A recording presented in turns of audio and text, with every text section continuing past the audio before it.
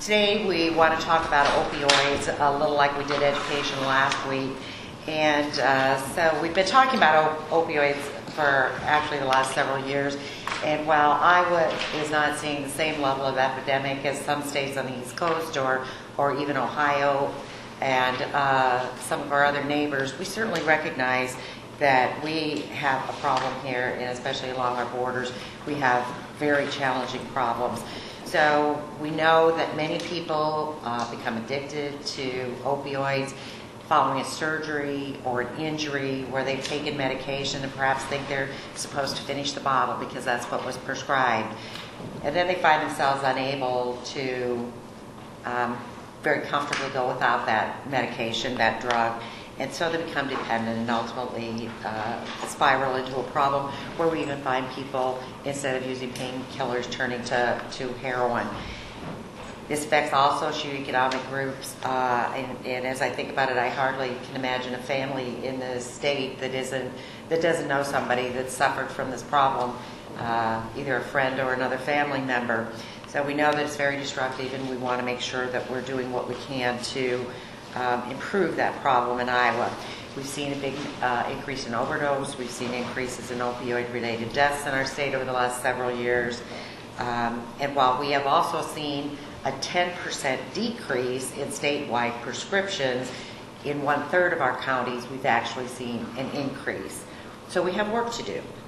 We recognize that the problems, we've addressed some of the problems over the last year by taking action on the interstate data sharing, medication take-back programs, and the use of Narcan, the opioid antagonist, being dispensed as standing orders and being very available through police and EMS. And we're ready to do more. We've had a task force over the summer, and today we want to be able to release a proactive rather than reactive bill that focuses on the prevention of doctor shopping, reducing overprescribing, and providing support to those with addictions. So today we have with us Representative Lundgren, who is leading the human resources side of this bill, and Representative Klein, who is focusing on the public safety side of the bill. So I'm going to turn over the discussion to them. Representative Lundgren. Thank you, Speaker. Good afternoon. My home county of Dubuque has been hit especially hard with the opioid epidemic. 7 overdose deaths in the matter of a short period of time is not how you want to make general headlines. Dubuque has played a critical role in helping find solutions, and today we make headlines again, but in a positive way. People facing substance abuse disorders because of opioids are our neighbors, our families, and our friends. Our state leadership recognized that we had an issue and that we needed to address it head on. Over the summer, we had an interim study committee to look at all aspects of opioid addiction and treatment in the state.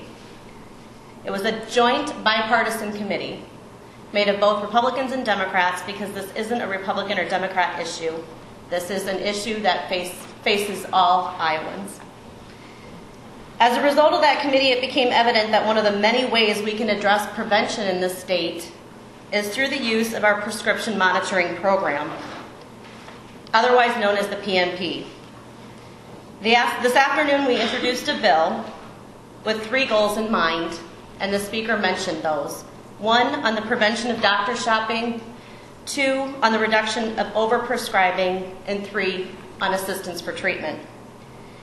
It's evident that the prescription monitoring program, otherwise known as the PMP, should play a critical role in achieving these goals. This bill will do several things. 1, it helps to fund the new state-of-the-art prescription monitoring program. Secondly, it will require prescribers to use the PMP when prescribing controlled substances in the state. It will also require prescribers to use the PMP and register for the PMP anytime we are actually prescribing an opioid or a controlled substance. It will also require electronic prescribing to help eliminate fraud. It will require pharmacies to report to the PMP within 24 hours of dispensing a controlled substance, with hopes to move towards real-time data in the future.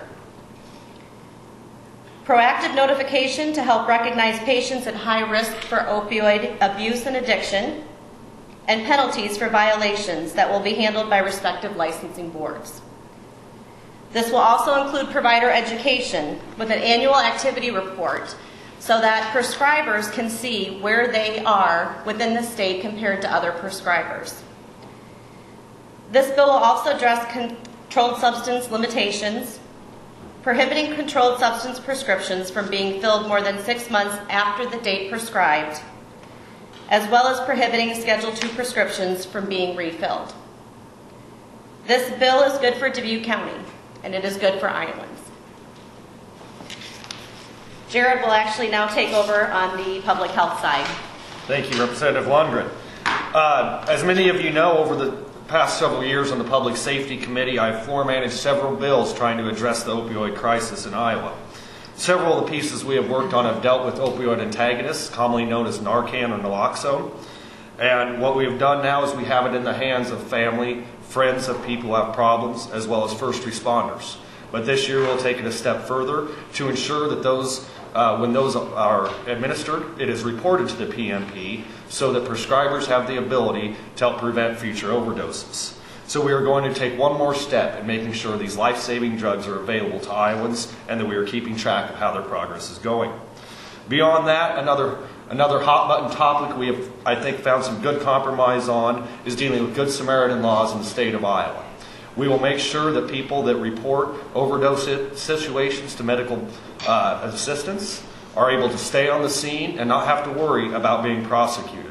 Yet at the same time, we will make sure that it is not abused by repeated offenders or those that are profiting from the sale of illicit and illegal drugs. So we have a good compromise in front of us that not only will make sure Narcan is dealt with further and naloxone, but that we will also make sure that Good Samaritan laws are in place in Iowa so that we can address this problem. Because our goal is intervention, not incarceration. So with that, I look forward to running this bill. This has been an absolutely great effort between both aisles, between multiple committees, and with that, I really look forward to seeing this on the floor. Thank you. Thank you. I just wrap up by saying how excited I am.